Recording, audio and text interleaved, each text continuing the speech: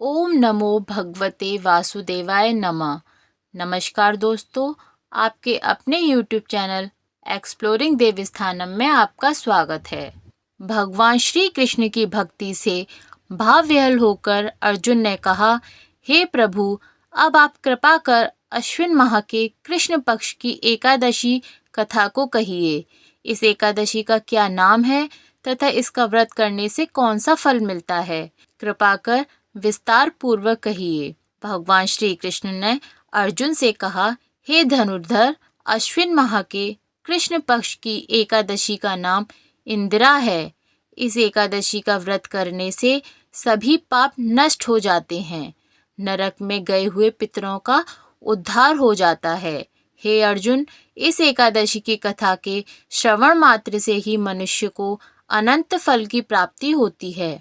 मैं यह कथा सुनाता हूँ, तुम ध्यान पूर्वक श्रवण करो। सतयुग में महिष्मति नाम की नगरी में इंद्रसेन नाम का एक प्रतापी राजा राज्य करता था।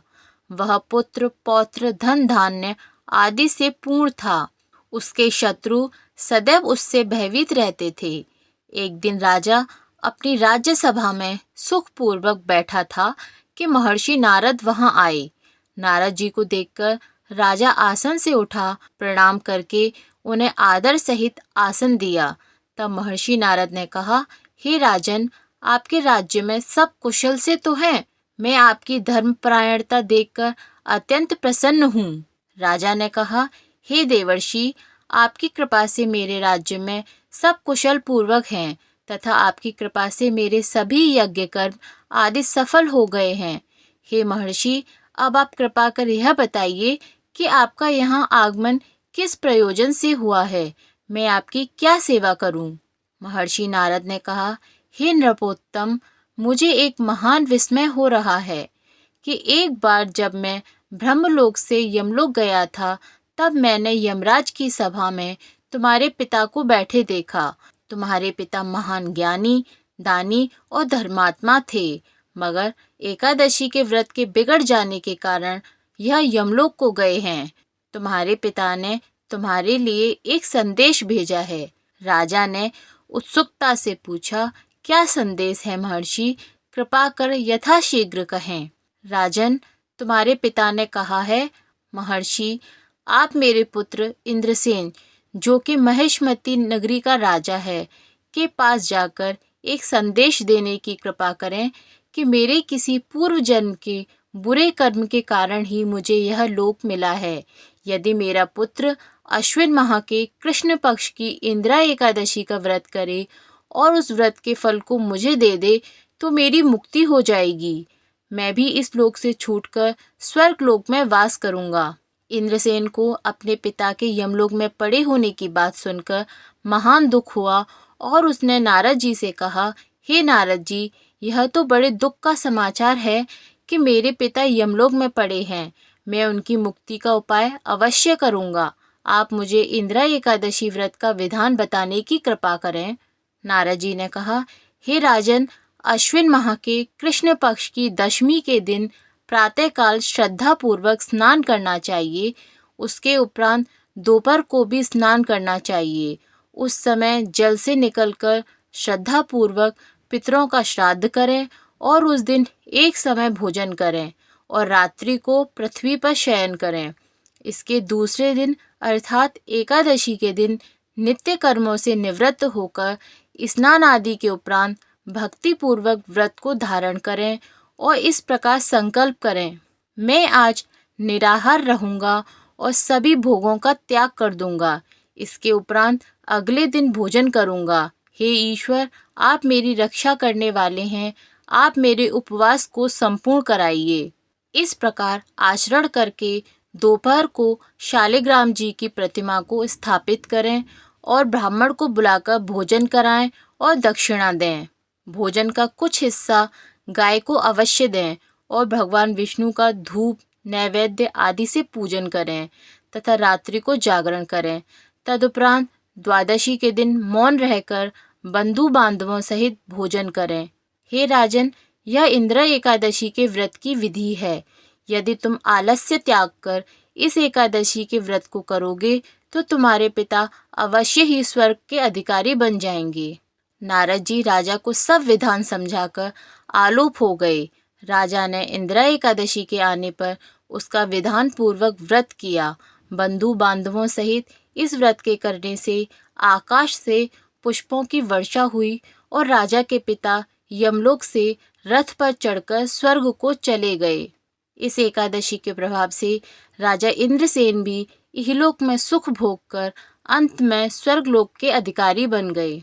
भगवान श्री कृष्ण ने कहा, हे सखा, यह मैंने तुम्हारे सामने इंदिरा एकादशी के महत्व का वर्णन किया है। इस कथा के पढ़ने व सुनने मात्र से ही सभी पापों का शमन हो जाता है और अंत में मनुष्य स्वर्गलोक का अधिकारी बनता है। जो भी यह प्रण करे उसे चाहिए कि वह उसको तन मन धन से पूरा करे।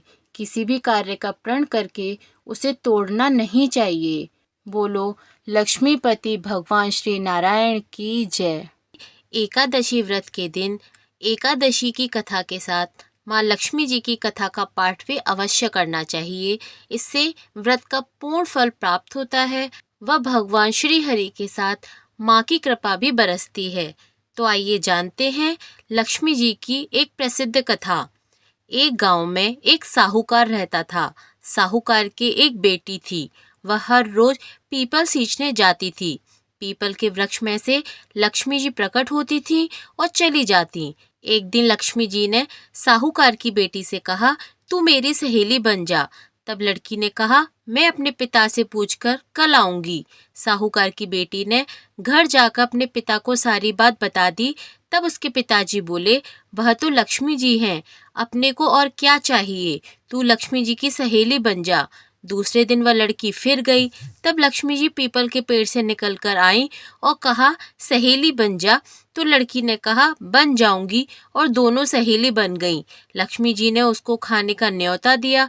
घर आकर लड़की ने माँ बाप को कहा कि मेरी सहेली ने मुझे खाने का न्योता दिया है। तब बाप ने कहा कि सहेली के यहाँ जीमने जाइयो, पर घर को संभाल कर जाना। तब वह लक्ष्मी जी के यहाँ जीमने गई तो लक्ष्मी जी ने उसे शॉल दुशाला ओढ़ने के लिए दिया, रुपए दिए, सोने की चौकी, सोने की थाली में 36 प्रकार के व्यंजन अर्पित किए। जीम कर जब वह अपने घर जाने लगी तो लक्ष्मी जी ने पल्ला पकड़ लिया और कहा कि मैं भी तेरे घर जीमने आऊंगी। तो उसने कहा, आ जाना। वह घर जाकर चुपचाप बैठ गई। तब बाप ने पूछा कि बेटी सहेली के यहाँ जीम कर आ गई और उदास क्यों बैठी है। तो उसने कहा, पिताजी, मेरे को लक्ष्मी जी ने इतना दिया, अनेक प्रकार के भोजन कराए, परंतु मैं उन्हें कैसे जिमाऊंगी, अपने घर में तो कुछ भी नहीं है। तब उसके पिता ने कहा कि गोबर मिट्टी से चौका लगाकर घर की सफाई कर ले, 4 मुख वाला दिया जलाकर लक्ष्मी जी का नाम लेकर रसोई में बैठ जाना। लड़की सफाई करके लड्डू लेकर बैठ गई। उसी समय एक रानी नहा रही थी। उसका नौलखा हार चील उठाकर ले गई और उसके घर नौलखा हार डाल गई और उसका लड्डू ले गई। बाद में वह हार को तोड़कर बाजार में गई और सामान लाने लगी। तो सुनार ने पूछा कि क्या चाहिए। तब उसने कहा कि सोने की चौकी, सोने का थाल, दुशाला चाहिए, मोहरें दें और सामग्री दें, 36 प्रकार का भोजन हो जाए, इतना सामान दें। सारी चीजें लेकर बहुत तैयारी कर और रसोई बनाई। तब गणेश जी ने कहा कि लक्ष्मी जी को बुलाओ। आगे आगे गणेश जी और पीछे पीछे लक्ष्मी जी आईं। उसने फिर चौकी डाल दी और कहा, सहेली चौकी पर बैठ जाओ। जब लक्ष्मी जी ने कहा, सहेली चौकी पर तो राजा रानी के भी नहीं बैठी, किसी के भी नहीं बैठी, तो उसने कहा कि मेरे यहाँ तो बैठना पड़ेगा। फिर लक्ष्मी जी चौकी पर बैठ गई। तब उसने बहुत खातिरदारी की। जैसे लक्ष्मी जी ने की थी वैसे ही उसने भी करने की कोशिश की। लक्ष्मी जी उस पर खुश हो गईं। घर में खूब रुपया एवं लक्ष्मी जी आ गईं। साहूकार की बेटी ने कहा, मैं अभी जा रही हूँ, तुम यहीं बैठी रहना। वह चली गई। लक्ष्मी जी नहीं गई और चौकी पर बैठी रहीं। उसको बहुत सा धन दिया। हे लक्ष्मी माँ, जैसे आपने उस साहूकार की बेटी को दिया वैसे ही सबको देना। कहते सुनते हुंकार भरते अपने सारे परिवार को देना। पीहर में देना, ससुराल में देना, बेटे पोतों को देना। हे लक्ष्मी माता, सबका कष्ट दूर करना, दरिद्रता दूर करना, सबकी मनोकामनाएं पूर्ण करना, सब पर अपना आशीर्वाद बनाए रखना। बोलिए धन की देवी माँ लक्ष्मी जी की जय। इस प्रकार प्रत्येक व्यक्ति को एकादशी के दिन भगवान श्री हरि की कथा के साथ माँ लक्ष्मी जी की कथा का पाठ भी अवश्य करना चाहिए, जिससे भगवान श्री हरि व माँ लक्ष्मी का आशीर्वाद उनके ऊपर सदा बना रहे व उनके सारी संकट दूर होकर अंत में वो मोक्ष को प्राप्त हों। बोलिए भगवान श्री नारायण की जय, माँ लक्ष्मी जी की जय।